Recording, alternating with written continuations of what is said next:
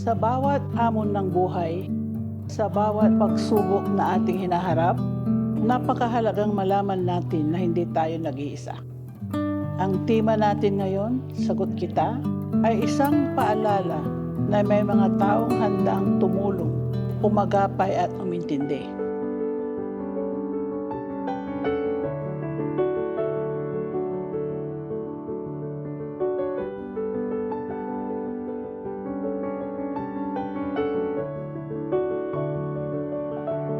Malaking sorpresa para sa akin at sa aking pamilya na isa sa aking mother na si Nanay Wiling ay kasama dito sa Sagot Kita, pati ako.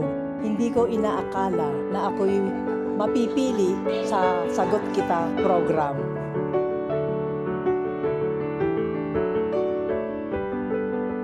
Salamat sa iyong binigay na tulong para sa akin.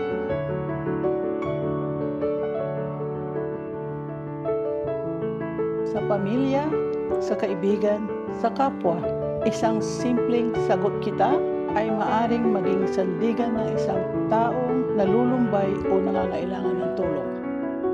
I was really surprised actually. I didn't expect na kasama pala ako sa Sagot Kita event. Mactis family, thank you so much. I was really surprised.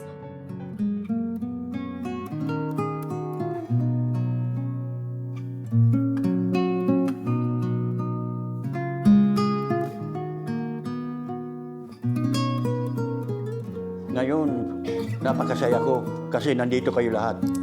Thank you so much for doing that for us.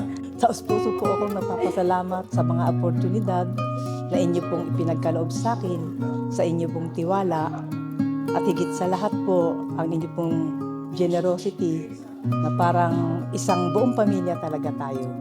Salamat po sa tiwala. Sagot Kita, 80 years of sarap to the bones.